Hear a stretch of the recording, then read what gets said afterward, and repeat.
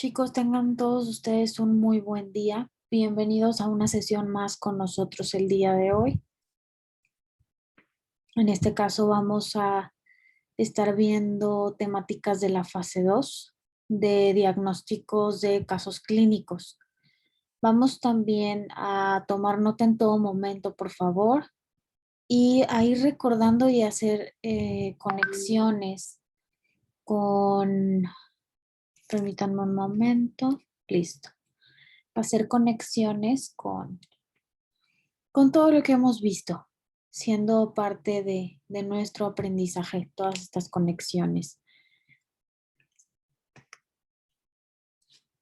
Bueno, aparte de decirles bienvenidos una vez más, vamos a establecer de una vez lo que son los propósitos. Discúlpenme. Y los objetivos de esta sesión.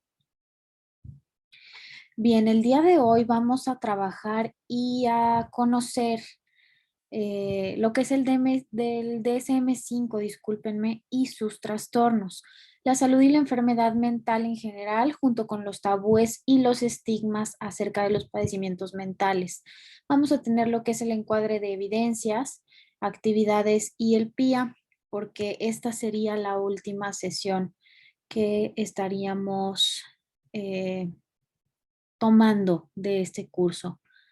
Además de lo que les comento, vamos a hablar también de enfermedades mentales no muy comunes. Enfermedades mentales consideradas algunas raras, pero son aquellas que no suelen verse muy seguido. También hay que tomarles importancia, darles su lugar, ¿sí? Entonces, bueno, aquí en esta tabla tenemos DSM-5, salud y enfermedad mental, tabúes, actividades, evidencia, PIA y cierre, ¿de acuerdo? Bueno, esto era lo que ya les mencionaba. Esta es nuestra última sesión de nuestro curso. Espero y esperamos, tanto la licenciada Nayeli y yo, que sea enriquecedor y agradecemos entera e infinitamente sus participaciones y su presencia dentro de estas videoclases. Sobre todo lo valioso es la participación que se realiza al momento de participar en los foros, realizar las actividades y estar siempre atentos a las videoclases. Muy bien, vamos a entrar ya en materia. Los trastornos mentales del DSM-5. El DSM-5 son una serie los DSM, discúlpenme, son una serie de libros que, bueno, nos diagnostican, nos describen enfermedades, facilitan la investigación, manejan un lenguaje técnico hecho especialmente para los profesionales de la salud mental. Este ya lo hemos manejado, ya lo conocíamos. Bueno, son una serie, ¿no? El que estaremos consultando el día de hoy será, discúlpenme, el 5. Ahora, retomando un poquito de lo que hemos visto en clases anteriores, las enfermedades mentales más frecuentes son la depresión, la ansiedad, el trastorno bipolar, la ludopatía y la esquizofrenia. Estos números 300, 260, 60, 28 y 21 son miles de personas en el mundo. Muy bien, vamos a proceder a abrir este link para que podamos leer este artículo, para informarnos un poco más el día de hoy y refrescar también lo que ya hemos visto. La evolución del DSM, una breve historia del Manual Diagnóstico y Estadístico de los Trastornos Mentales. Prosigo. Una de las labores principales de la actividad científica es la clasificación. Eysenck decía que uno de los problemas más graves de la psicología era que había pasado demasiado rápido por el periodo de la clasificación y que los psicólogos se habían puesto a investigar sin que todos estuvieran previamente de acuerdo en una serie de categorías. El hecho de clasificar es muy complicado y lo es más cuando hay que clasificar algo que no es físico, como sucede con la psicología. A lo largo de la historia de la medicina, ha quedado clara la necesidad de confeccionar una clasificación de los trastornos mentales. Esta clasificación nos sirve para poder tener un lenguaje común entre profesionales, ahorrar tiempo diagnóstico, elaborar protocolos de actuación clínica, facilitar la investigación, evaluar la historia natural de un trastorno determinado y comprender las causas y el desarrollo de los trastornos mentales. Aquí tenemos desde el DSM-1 hasta el DSM-5 con una breve descripción correspondiente. Vamos a leer el 1 que nos dice que el padre de la clasificación de los trastornos mentales fue Kraepelin, que en su manual de psiquiatría consigue en 1899 elaborar un sistema para construir grupos de pacientes con sintomatología homogénea que constituían un síndrome. Unos 50 años después se publica el DSM-1 con unos criterios demasiado bajos y con baja confiabilidad. Esto va avanzando conforme el tiempo pasa, ¿sí? Vamos hacia 15 años después con el DSM-2. En 1980 nace el DSM-3, que surge con el objetivo de establecer criterios diagnósticos con base empírica. Se produjo una evolución generalizada donde se reemplazó el modelo psicoanalítico con base teórica de la enfermedad por el modelo descriptivo basado en la evidencia. Bien, con este cambio, la neurosis pasa a denominarse trastorno de ansiedad. Se consigue eliminar la homosexualidad como criterio diagnóstico. Este diagnóstico había sido incluida por la APA como una categoría de enfermedad mental en 1952, basándose en teorías sin evidencia científica que proponían una conexión entre la homosexualidad y desajustes psicológicos, y la idea de que este era necesariamente el síntoma de una enfermedad mental. Posteriormente, proseguimos con el DSM-4. Este nace con la intención de proporcionar una base empírica más sólida, abreviando los criterios diagnósticos con una mayor claridad de lenguaje para publicar este nuevo manual. Muy bien, vamos a saltarnos directamente hacia el DSM-5, que es el que vamos a estar manejando el día de hoy. En 2013 se lanza el DSM-5, el cual ha sido la versión más criticada por la comunidad de psiquiatras y psicólogos. A raíz de esta publicación, el National Institute of Mental Health de Estados Unidos anunció que dejaría de utilizar el DSM y por tanto dejaría de investigar para las futuras versiones del manual.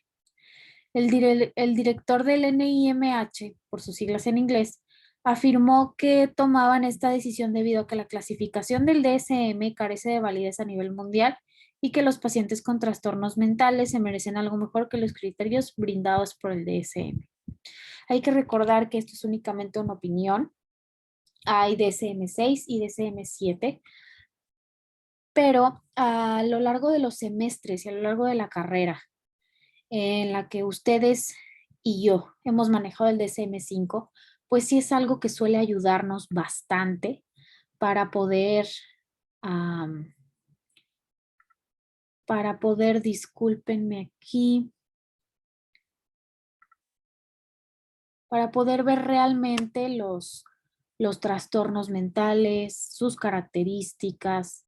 Y bien, a continuación voy a mostrarles, solo que aquí no puedo.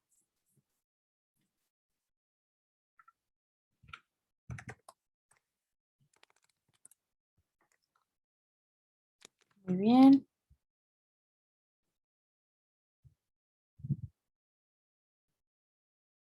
El DSM-5 que se les estuvo proporcionando por medio de Drive, vamos a abrirlo y vamos a dar una rápida revisión a qué es lo que tenemos en este valioso material que vamos a estar manejando. Este es un manual diagnóstico y estadístico de los trastornos mentales, como les mencionaba. Y bueno, tenemos secciones, ¿sí? Dentro de este manual tenemos los trastornos de neurodesarrollo, la esquizofrenia, la bipolaridad, la depresión, la ansiedad, los trastornos de tipo obsesivo-compulsivos, los relacionados con traumas y con estrés, los disociativos, los de síntomas somáticos y trastornos relacionados, los de sueño, los sexuales, de disforia de género, los de la conducta alimentaria, los disruptivos y de control de impulsos, todos aquellos que son relacionados con sustancias y trastornos adictivos, los neurocognitivos, los de la personalidad, los parafílicos y otros trastornos mentales. Y también aquellos que son inducidos por medicamentos y efectos adversos de medicamentos. Muy bien, una vez claro esto, recordando que pues ya vimos más o menos algunos de los trastornos mentales más comunes. Si es necesario, más adelante regresamos a este PDF, pero por lo pronto vamos a continuar con la presentación establecida. Como les comentaba, DSM, Diagnostic and Statistical Manual of Mental Disorders. Es el manual diagnóstico y estadístico de los trastornos mentales de la Asociación Americana de Psiquiatría. Este contiene descripciones, síntomas y otros criterios para diagnosticar trastornos mentales. Más adelante vamos a regresar al DSM-5 para leer brevemente, revisar brevemente algún trastorno. Claro, esto a sabiendas de que el DSM-5 ya lo conocemos y con la intención de refrescar lo que ya sabemos. Muy bien, voy a regresar al DSM-5 para que procedamos a revisar uno de los trastornos. Recordando cómo es que se maneja este libro.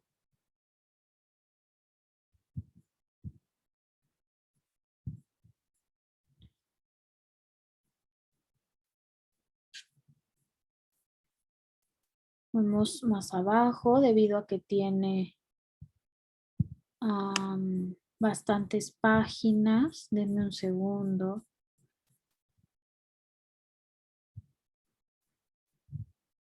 Porque si no, no carga el archivo. Pero sí es bastante importante que tengamos todo esto presente. Es un manual prácticamente para que nosotros como profesionales de la salud mental podamos acudir a ello y decir, bueno, tal paciente cumple con estas características, ¿sí? Entonces, disculpa, que trae bastantes guías, cómo se utilizan, cómo se utiliza el manual en general. Y bueno, ya llegamos aquí a los criterios y códigos de diagnóstico. Tenemos aquí los trastornos del neurodesarrollo en el apartado de las discapacidades intelectuales. Nos viene aquí, bueno, discapacidad intelectual, trastorno del desarrollo intelectual. Los criterios diagnósticos. La discapacidad intelectual es un trastorno que comienza durante el periodo de desarrollo y que incluye limitaciones del funcionamiento intelectual como también del comportamiento adaptativo en los dominios conceptual, social y práctico. Se deben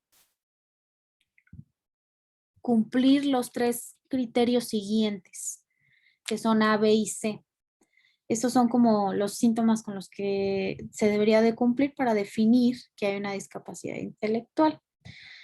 Inciso A, diferencias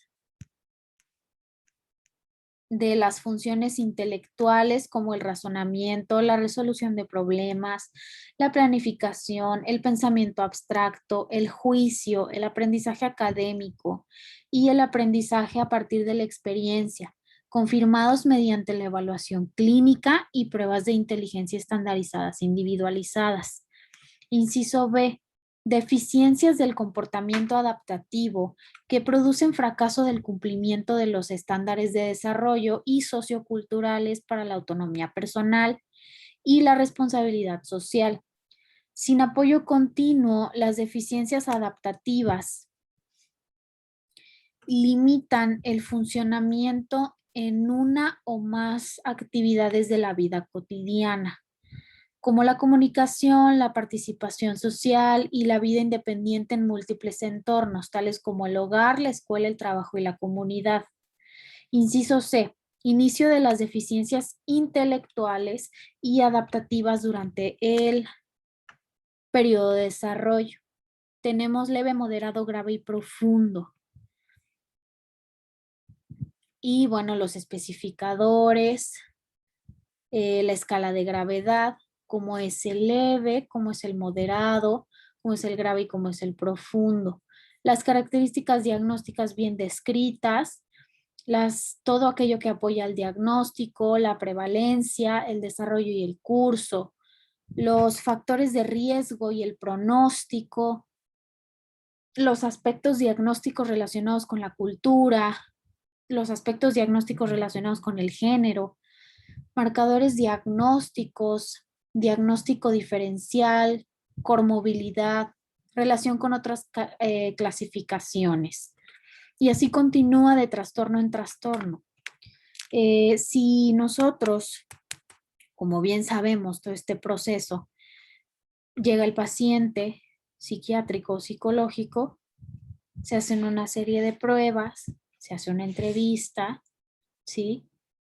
Y obviamente este es el manual en el que nos podemos apoyar, por eso es tan importante de decir, bueno, tiene ciertas características, vamos a buscarlas.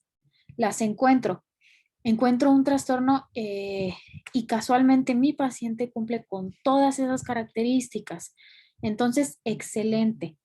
Es muy probable que ya haya encontrado el diagnóstico como tal. Claro que para llegar al diagnóstico entero, todavía hay una serie de pasos por cumplir. Eso hay que tenerlo bien claro, ¿sí? Muy bien.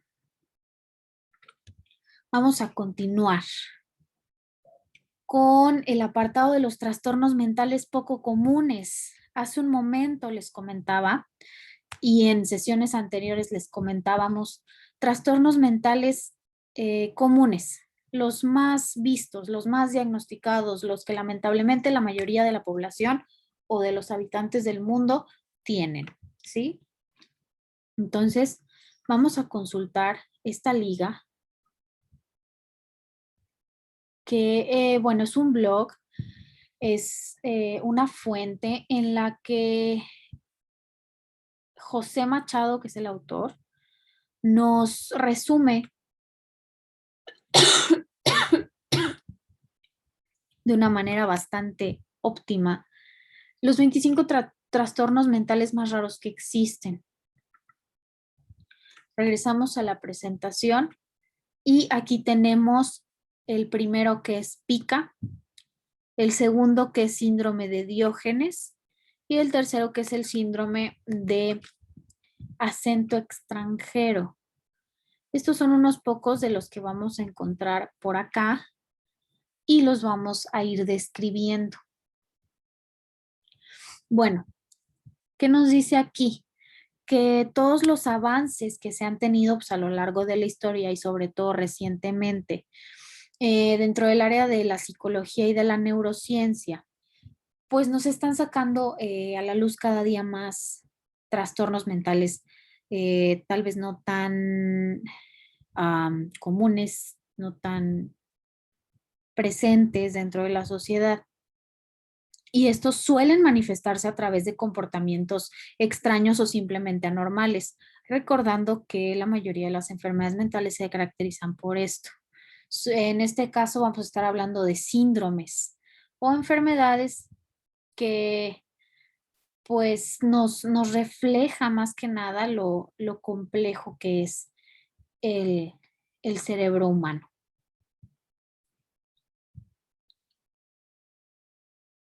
Muy bien.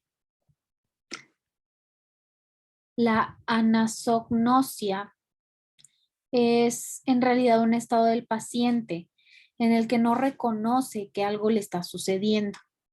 Es decir, tiene un daño orgánico, por ejemplo, en el cerebro, pero este paciente niega que algo malo le sucede, de forma que complica mucho el tratamiento.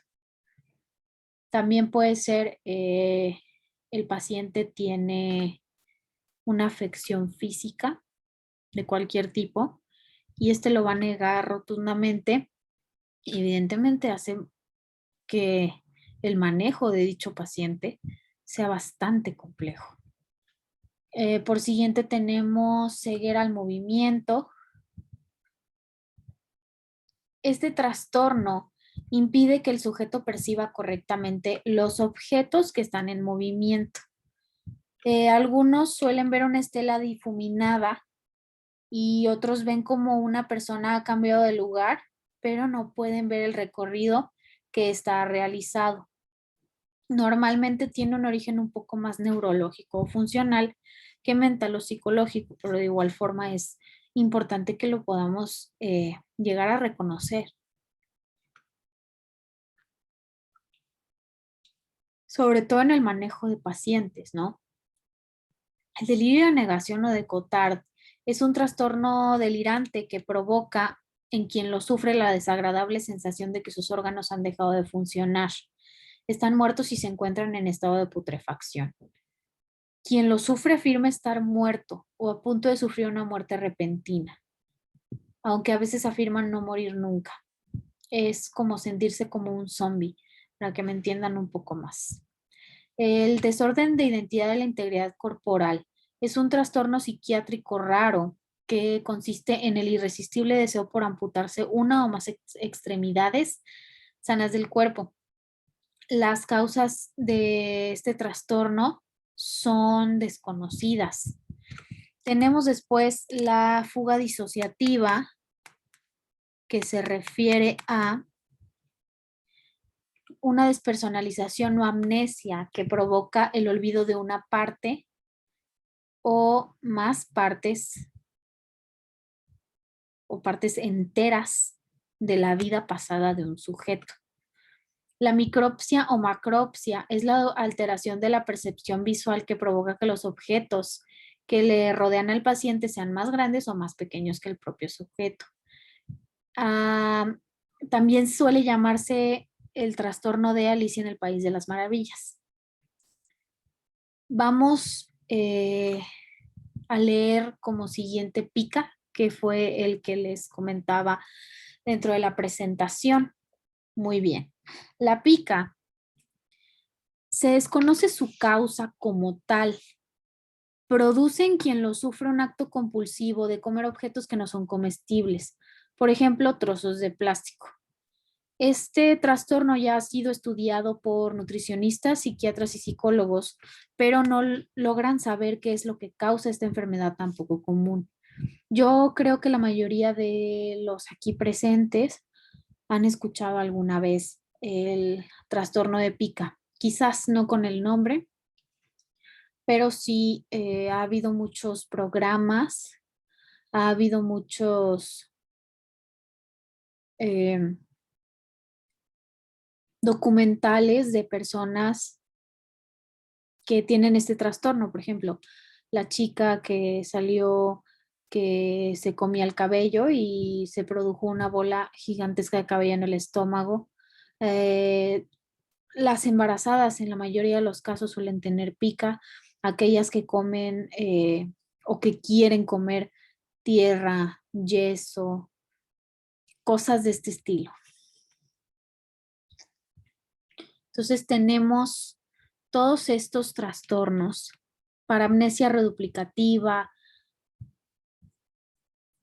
¿sí? Síndrome del acento extranjero, también se los puse ahí como destacado. Este trastorno provoca en quien lo sufre la alteración de su acento normal, es decir, que una persona que llegue a sufrir este trastorno estaría hablando su lengua materna con un acento raro como si fuera extranjero.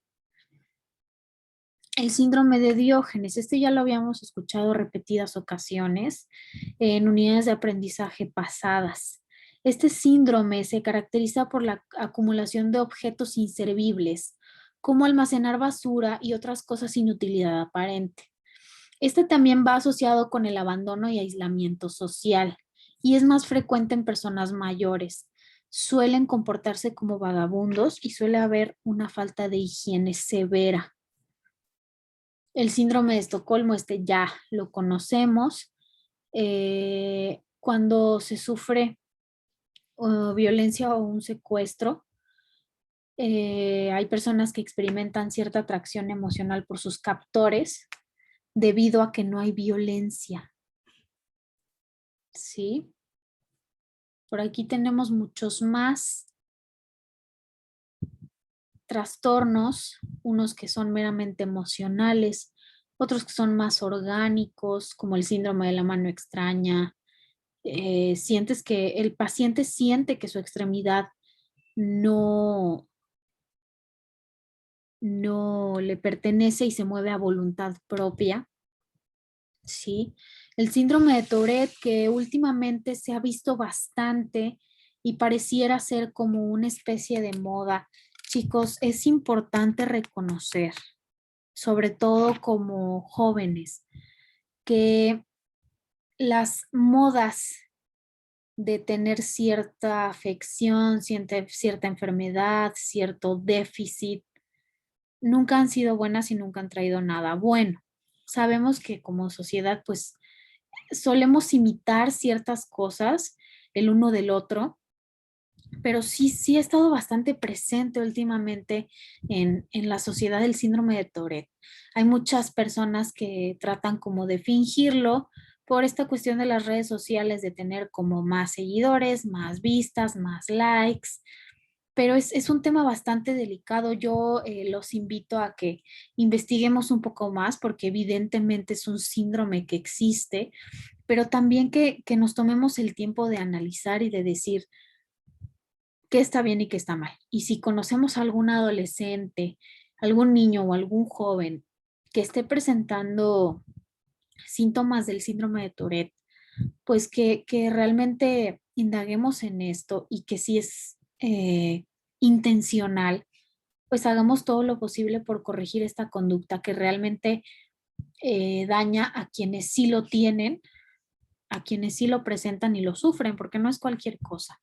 Síndrome de Tourette son tics incontrolables y, bueno, producen un deterioro importante en la vida de quien lo sufre. Son tics a veces muy extremos, exclaman insultos, palabras obscenas, se golpean, son movimientos involuntarios y esto sí es bastante eh, importante. La seriedad con la que se tiene que tomar la salud y la enfermedad mental, ¿sí? Vamos a continuar entonces ahora con la presentación. La importancia de lo raro, de poder identificarlas. El punto principal sería, son comunes, pero no inexistentes. Hay que tomarlos en cuenta. Hay que conocerlos para poder identificarlos. Atender pacientes con ellos es importante. A pacientes con estos trastornos no muy comunes es importante. Y sería más que nada al revés. El poder tomarlos en cuenta, conocerlos, identificarlos, diferenciarlos, saber qué es, nos ayuda. a atender a pacientes con estos trastornos que no se ven diario. Entonces, en esta ocasión yo les invito a que en la sección de comentarios, chicos, me puedan poner si alguna vez han visto un poco más de cerca un trastorno psicológico, un trastorno mental, una enfermedad mental extraña, que no sea común, que no hayan visto 10 veces, que no hayan visto 3, que no hayan visto 2, a lo mejor nada más la vieron una vez. Sería interesante que podamos hacer esto a manera de foro. Les agradecería. Y bueno, cerrando con esta parte, vamos a proseguir con lo que es la salud y la enfermedad mental. Son como concepto, ¿no? Como algo que va de la mano. Hay diversos autores que nos explican que sin salud mental no hay salud de ningún tipo. Durante muchísimos años, y eso lo vamos a hablar un poco más adelante, se presenta este estigma de decir quien tiene un problema mental o un padecimiento mental o una dificultad mental o emocional está loco. Y bueno, estar loco es algo grave. Ir al psiquiatra, al psicólogo es algo muy grave. Era lo que se pensaba y lo que muchas veces se llega a pensar en nuestro país, aún a pesar de que hay una lucha constante por erradicar todo esto, parece no tener final. Eso lo vamos a tocar más adelante.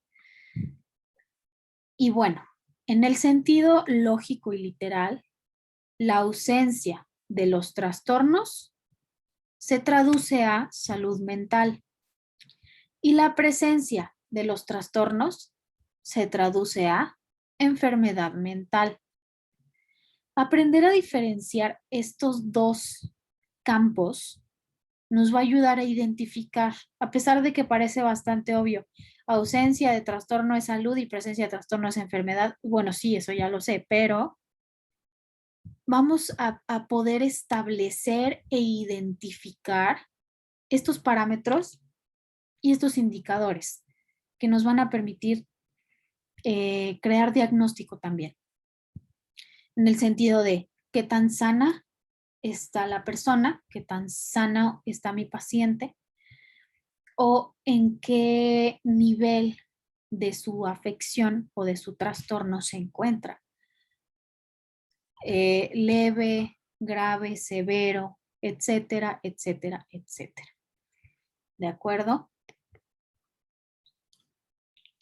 En este caso vamos a ir viendo un poco de datos y estadísticas, tanto de enfermedad como de salud mental.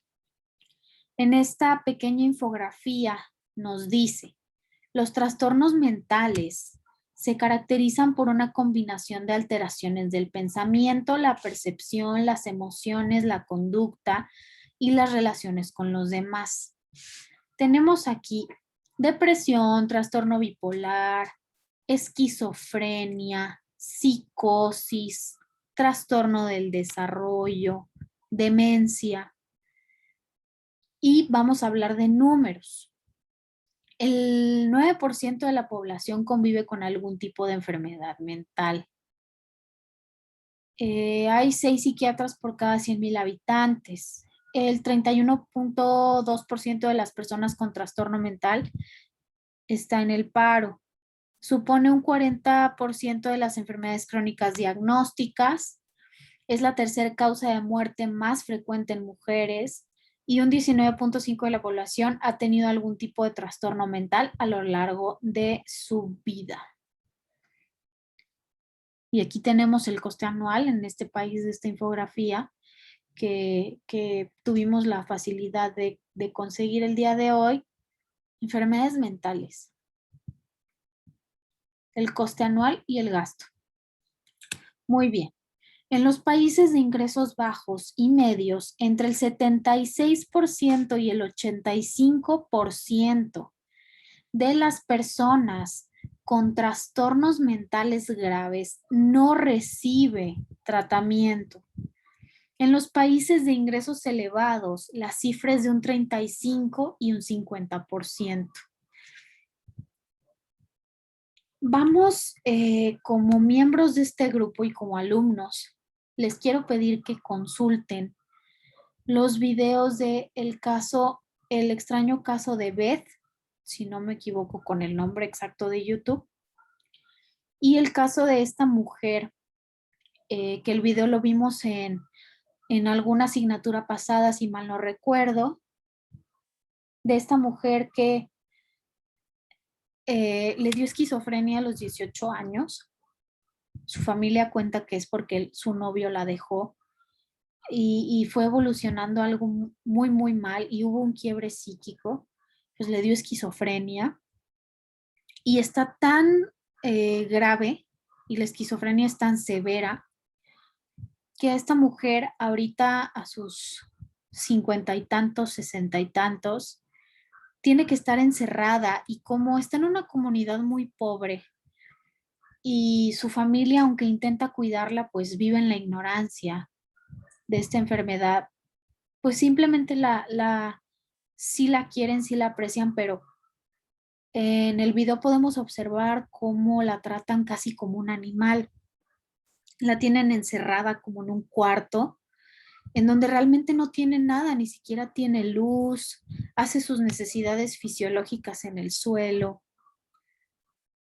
Tenía una cama, pero le prendió fuego y la cama en la que está ahorita es un colchón viejo. Evidentemente, eh, la higiene del lugar es muy pobre y la falta de tratamiento afecta, pero también afecta demasiado el entorno. Hay que aprender a reconocer este aspecto. El entorno termina de romper y de crear todo este quiebre psíquico en el paciente. Si hay un trastorno que se está agravando, agravando, agravando, y encima hay un entorno sumamente dañino, pues evidentemente va a haber consecuencias más graves a lo largo del tiempo.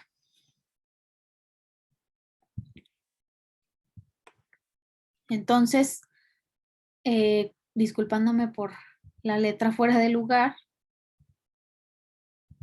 estos aspectos hay que tomarlos en cuenta para nosotros mismos como estudiantes, pero también para los pacientes con los que vamos a estar interactuando.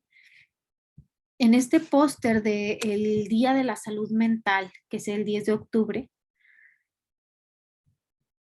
presentamos aquí algunos tips para cuidar tu salud mental. Toma caminatas al aire libre, te beneficia física y emocionalmente. Toma sol en la medida de lo posible, evitando obviamente las horas en las que los rayos son muy fuertes. Eh, Organiza tu vida, establece prioridades y resta importancia a circunstancias que no lo tienen. Entrena tu mente, ejercítala con juegos como rompecabezas, etcétera. Aunque no parezca, muchas veces la alimentación sí es bastante importante, chicos, y esto hay que recalcárselos a los pacientes en el momento en el que estamos tratando con ellos. Aliméntate adecuada y sanamente, no te saltes comidas. Al momento de saltarnos comidas o de tener un desequilibrio bastante importante en nuestra alimentación, pues evidentemente hay desequilibrio químico en el cuerpo y en el cerebro. De igual forma con la deshidratación, además de comer bien, hay que tomar agua. Hay que tomar descansos también de las actividades. No hay que sobre explotar la mente y el cuerpo. Hay que recordar esto. Sabemos que hay responsabilidades, que hay trabajo, que hay tarea, que hay esto, que hay aquello, pero no podemos ser unas máquinas. Tenemos que descansar, tanto física como mentalmente. Hay que mantenernos alerta de todos aquellos síntomas físicos y emocionales que se pudieran llegar a presentar. Otra cosa que nos dice aquí es escucha música. Este es un filtro que te cuidará de ruidos desagradables de ciertos lugares. Eso es importante. También hay que hacer actividades que liberen estrés. Además de caminar y de tomar el sol, hay que aconsejar al paciente que realice actividades que liberen estrés. Meditar, yoga, a lo mejor un deporte un poco más de impacto, ¿sí? Cosas de este estilo. Muy bien. Vamos a continuar con otras cositas por aquí, ¿sí? Otra infografía. ¿Qué nos dice esta infografía? Vamos a analizarla con especial atención, ¿sí? Muy bien. En los últimos 20 años, los problemas y trastornos mentales han aumentado considerablemente, ¿sí? Por tanto, es urgente fortalecer los entornos sociales y optimizar la coordinación intersectorial para promover la salud mental. La estrategia incluye la prevención integral de violencias y el consumo de drogas. Vamos hacia la justificación.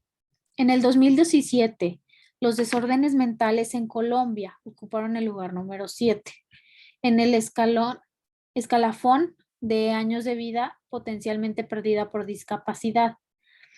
En el 2017, una de cada 10 personas presentó algún tipo de trastorno mental. El incremento de la tasa de suicidio en los últimos 11 años, particularmente en adolescentes, jóvenes y adultos mayores, discúlpenme, un segundo.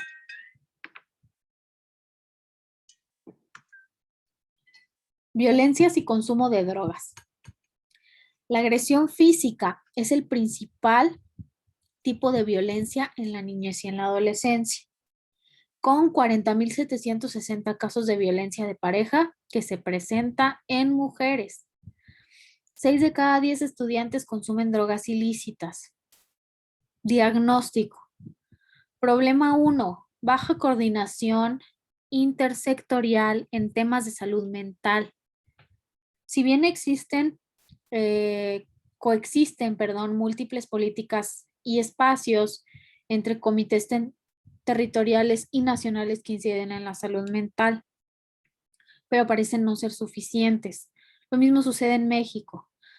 El problema 2 son los entornos con altos factores de riesgo de afectaciones en salud mental. 20.5% de los estudiantes son víctimas de agresión. 19.5% de las personas han sufrido ciberacoso. Y esto no es un juego, hay que recordarlo. Del 20 al 30% de los trabajadores están expuestos a riesgos asociados al estrés laboral. Violencia contra niñas, niños y adolescentes. 4 de cada 10 jóvenes entre 18 y 24 años han sufrido algún tipo de violencia antes de los 18 años. El problema número 3, limitaciones de la atención integral e inclusión social. 7.3% de la población con problemas y trastornos mentales no logra acceder a los servicios de salud. 53% de la oferta de atención se concentra en Antioquia, ¿sí? En Bogotá. La ejecución de la política de salud mental demandará cerca de 1.1 billones entre 2020 y 2023. Las soluciones son la coordinación sectorial, el fortalecimiento del entorno protector, ¿sí? Y la atención en salud e inclusión social. Eso es algo que no se hace realmente. Se lleva a cabo de manera muy pobre, ¿sí? Muy bien. A continuación vamos a hablar acerca de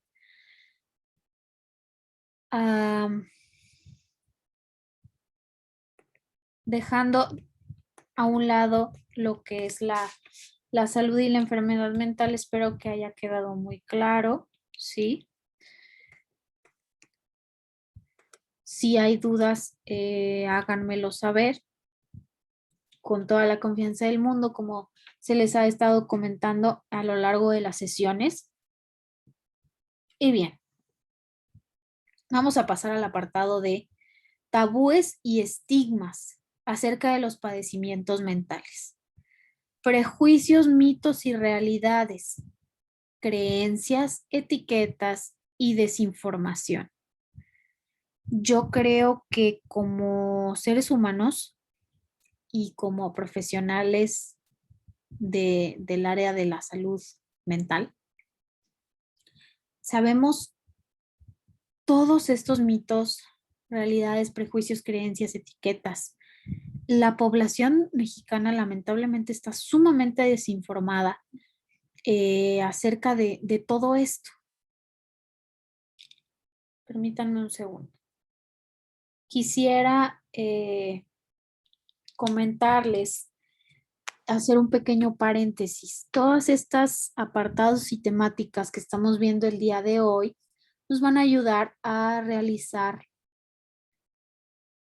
nuestras evidencias, que son las más importantes, junto con nuestras actividades y sobre todo nuestro trabajo final, que vamos a estar explicando a continuación. Entonces, es muy importante destacar toda esta desinformación que tenemos.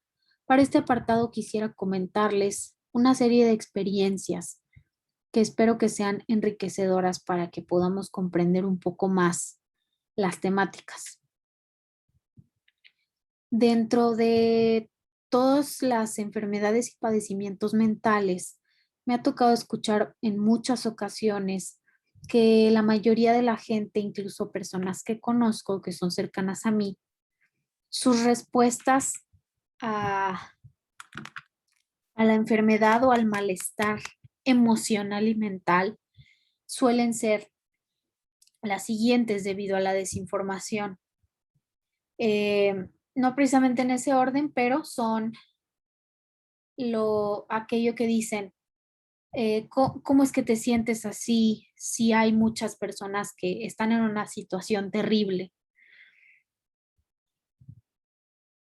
No deberías de sentirte de esta manera, mira lo que tienes, estás bien, tienes casa, tienes comida, tienes, etcétera. Hay personas que tienen enfermedades terminales y se están muriendo. Hay personas que están perdiendo a alguien muy querido, a alguien muy importante, a sus hijos, etcétera. Hay personas que están en medio de la guerra, hay personas que se están muriendo de hambre. Todas estas cosas y estas creencias vienen a impactar en la parte emocional de la persona de una manera brutal, ¿sí? Esa parte. Después pasamos a las etiquetas. Como les comentaba con anterioridad, el loco, la loca. ¿Por qué ir al psicólogo? ¿Estará loco? ¿Estará loca? Mejor aléjate de esa persona, no vaya a ser que tenga algo mal en la cabeza. Ir al psiquiatra es prácticamente un pecado, por así decirlo, como coloquialmente se conoce, porque eso es de locos, eso es de gente que realmente está mal de la cabeza cuando no es así. Si tú tienes un trastorno, si tú tienes un problema emocional, psicológico o psiquiátrico, lo que más importa es que tengas la oportunidad de reconocerlo en ti mismo o en ti misma y de ir a atenderlo, ¿sí? Entonces, esta parte que nos toca a nosotros, eh, fuera de atender a los pacientes, de todo lo que hemos aprendido hasta ahora, es tener también este espíritu de necesitamos hacer a un lado los tabúes y los estigmas acerca de los padecimientos mentales, como nos dice el título de este apartado. No podemos seguir permitiendo que esto pase, ¿de acuerdo? Y como seres humanos y como profesionales de la salud, nos corresponde decir, basta, vamos a informar, vamos a educar, junto con otros colegas acerca de todo esto para que haya un bienestar mental en la población, como se supone que debería de ser. Hay que crear de una manera o de otra esta cultura de si algo me duele, voy al médico. Si algo me falla, voy al médico.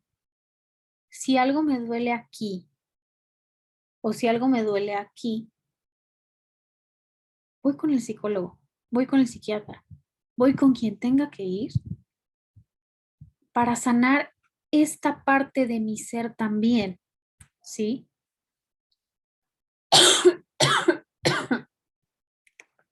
Entonces, proseguimos. Hay una campaña que se llama hashtag End the Stigma. Acabemos con el estigma. Yo no soy mi enfermedad. Mi enfermedad no me define. Ni mi enfermedad física, ni mi enfermedad mental, ni mis deficiencias emocionales me definen. Podrán de cierta manera limitarme, pero no me definen como ser humano. Y nadie tiene el derecho de hacerme a un lado, ¿sí? Entonces, vamos a ver aquí 9 mitos sobre la depresión que no deberías creer. Hay mitos de todas las enfermedades mentales, pero como la más común es la depresión, vamos a revisarlos. El número 1, la depresión es sinónimo de tristeza. La depresión es una enfermedad y la tristeza es un sentimiento, ¿de acuerdo? Muy bien. Número 2, es una reacción emocional negativa. Será depresión si el paciente experimenta síntomas depresivos continuados. Es un trastorno del ánimo. Afecta el estado de ánimo, pero también provoca fatiga, falta de concentración, ansiedad, etcétera. Es importante entenderlo.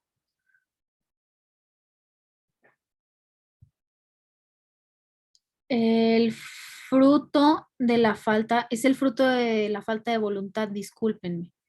La depresión debe ser tratada por especialistas, ya que la sola voluntad del paciente nunca va a ser suficiente. Hay que recordar que la depresión es un desajuste aquí. Muchas veces es químico. Y ante eso, por más que yo como individuo quiera, pues no lo voy a lograr, ¿sí? Se puede fingir. La depresión no se puede simular y afecta a 2.4 millones de personas solamente en España. ¿Es para toda la vida? No. Se puede curar con un tratamiento adecuado y con la implicación activa del paciente.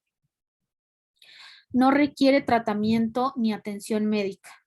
Es imprescindible tratar la depresión con un profesional médico. ¿Por qué? Porque la intención es ajustar este desajuste de sustancias que se están presentando en el cerebro y para así poder solucionarlo.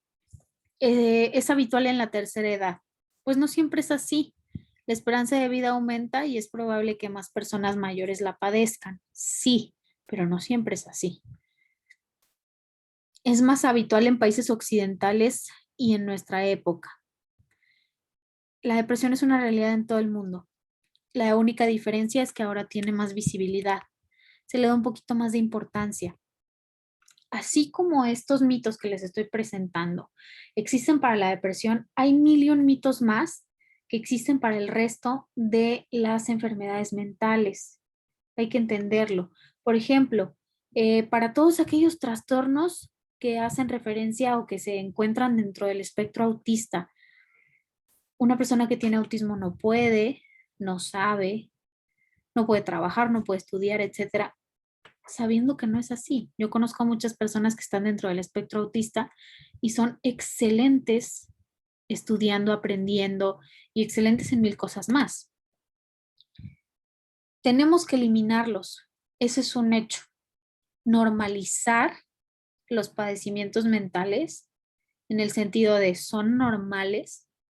No está mal tenerlos. No es culpa, pues, propia del paciente, ¿de acuerdo? Y aprender a aceptarlos. y en caso de que se cuente con uno, y esto es sobre todo para guiar al paciente, llevarlo a aceptar esta cuestión. A pesar de que esto se vaya a hacer más adelante y que se esté manejando únicamente el caso clínico, era como les decía en la sesión pasada en la que los estuve acompañando yo. Estamos teniendo interacciones con el paciente y es por esto que es importante también tratar de dejar huellas positivas a donde sea que vayamos. No hay que olvidar este aspecto, huellas positivas, huellas positivas. Vamos a tratar de hacer en la medida de lo posible todo lo que yo como profesional de la salud mental pueda hacer para ayudar, para estar, para solucionar, etcétera. Bien, eh, vamos a cerrar lo que es los temas del día de hoy, chicos. Espero que hayan quedado más que claros y que de una manera u otra, como les comentaba al inicio, podamos hacer esta conexión, esta interrelación entre todos los temas que hemos visto, junto con los temas de hoy y los temas del día de hoy entre sí. Todo tiene sentido, todo tiene un porqué. Espero que hayan estado tomando notas porque las notas se van a calificar. Y bien, ya que participaron en el foro, ya que me estuvieron escuchando el día de hoy, vamos a pasar al apartado de las actividades, ¿sí? Estas igualmente se envían por correo, se piden para dentro de 3 días o 2 máximo. De manera individual, vamos a realizar un escrito con los conceptos principales, nombres de los trastornos y sus descripciones generales. Les voy a solicitar de igual manera hacer una investigación exhaustiva sobre las funciones de la clasificación de la demanda psiquiátrica y vamos a generar un reporte escrito. Este va a ser de diseño libre, pero va a ser un reporte escrito en formato Word, por favor. Igual no olviden sus datos de identificación. Estos son sumamente importantes y lo saben. Pasando a lo que es la evidencia, vamos a hacer el diagnóstico del caso clínico respaldándolo con el DSM-5. Ya estuvimos trabajando con el paciente asignado. Ahora vamos a pasar este diagnóstico del caso clínico por escrito. Entonces, a la fecha contamos con el caso clínico por escrito y ahora vamos a realizar el diagnóstico. La rúbrica ya se les envió. Tiene el que contiene, discúlpenme, los criterios de evaluación, ¿sí? La letra, etcétera. Este tiene que contener portada oficial. Y bueno, si tienen alguna duda, contáctenme por correo electrónico, por teléfono o por chat de cualquiera de las redes sociales por las que hemos estado en contacto, sobre todo WhatsApp. Vamos a pasar al apartado del PIA, ¿sí? El PIA, vamos a estar realizando una revista en formato digital con portada y estilo de revista comercial que hable acerca de trastornos mentales generales vistos a lo largo del semestre, que contenga un apartado en donde puedan presentar su caso clínico y la manera en la que evoluciona, así como el diagnóstico y su posible tratamiento, chicos, ojo, así como los cambios y la evolución que el caso tuvo a lo largo del semestre. También deberán plasmar apartados que concienticen acerca de la importancia de las enfermedades mentales, su visibilidad, su tratamiento y la vida diaria con ellas, con el propósito de dar a conocer los temas, problemas y quitar tabúes de la sociedad. ¿Sí? A continuación, me gustaría mostrarles, voy a mover esto un poco, me gustaría mostrarles una revista que tengo por aquí, ¿sí? Esta revista la realizamos en equipo hace ya mucho tiempo. Si ustedes se fijan, tiene una portada de una revista como tal.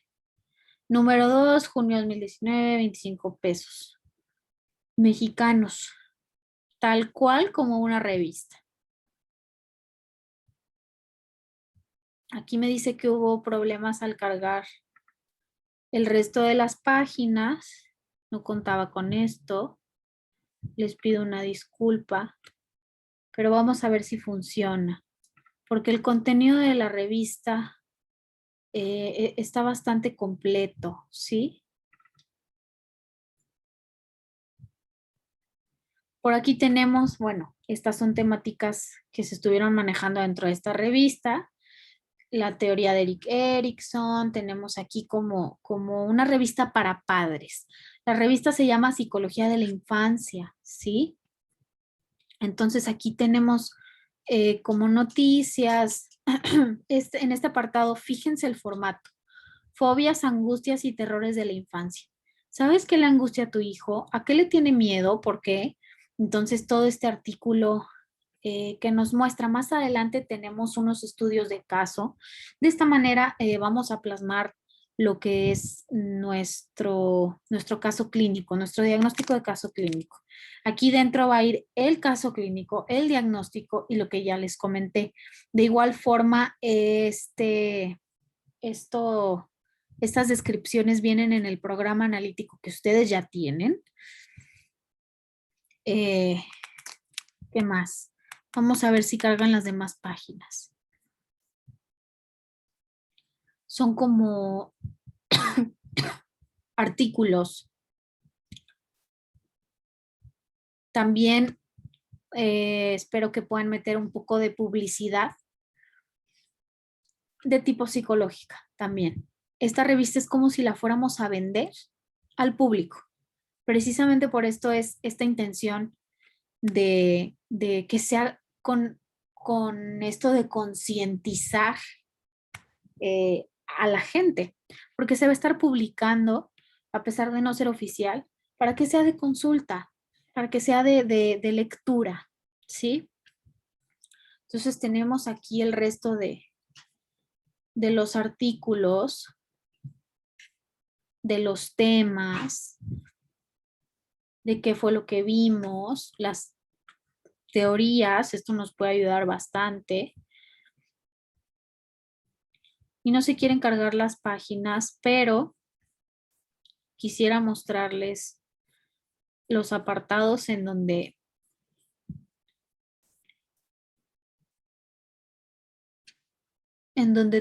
tenemos aquí los estudios de caso y etcétera, pero parece que no va a ser posible. Bueno, vamos a volver a esto. Si ya no hay ninguna duda con el PIA, bueno, vamos a proseguir y de no ser así, pues espero sus mensajes y sus dudas para poder estarlas revisando y estarme comunicando con todos ustedes. Excelente. Bueno, vamos a continuar. Chicos y chicas, este sería el cierre del curso.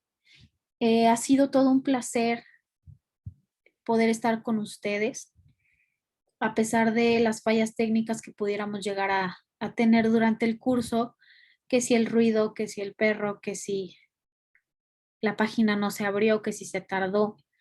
En ese sentido les pedimos disculpas, pero sobre todo les agradecemos infinitamente su presencia, su atención, el que hayan podido estar con nosotros en este apartado, en este curso. Ha sido un placer de una manera u otra presentarles las herramientas y la información para que ustedes puedan trabajar.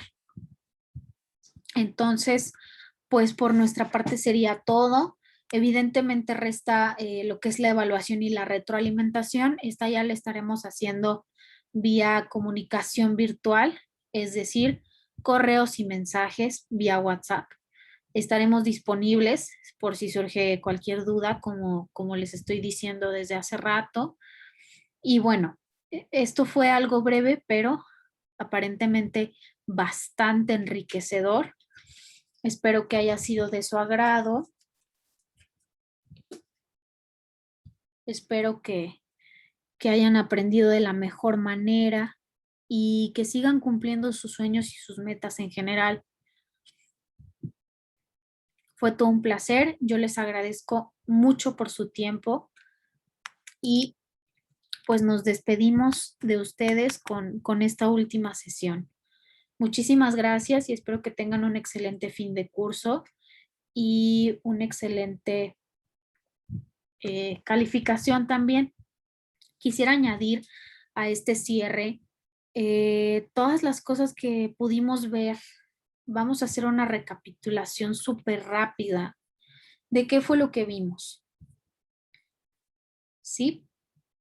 Bueno, en nuestro programa analítico que nos fue proporcionado a todos nosotros, tenemos aquí la clasificación de los trastornos mentales. En la fase 1, la salud y la enfermedad psicológica, manejo de casos e historias clínicas. Esto ya lo vimos. El propósito pues es construir una historia clínica de un paciente ficticio asignado. Esto lo logramos. La fase 2, diagnósticos de casos clínicos asignados por el docente aplicando los propósitos que son generar un diagnóstico del caso clínico desarrollado previamente y el producto integrador de aprendizaje que vamos a estar realizando y evaluando posteriormente. Revisar todo el contenido del semestre para demostrar contenidos adquiridos. ¿Sí? Yo creo que en la medida de lo posible esto se logró y esta pequeña recapitulación nos sirve para entender lo que veíamos al inicio de nuestro programa analítico, qué sí se cumplió y qué no se cumplió. Espero que en la medida de lo posible hayan aprendido de manera óptima y que todo esto les vaya a servir tanto ahora como en un futuro. Entonces, ahora sí, después de añadir esto al cierre del curso, pues les agradezco su presencia y su atención y nos despedimos eh, agradeciéndoles. Hasta luego, muchísimas gracias.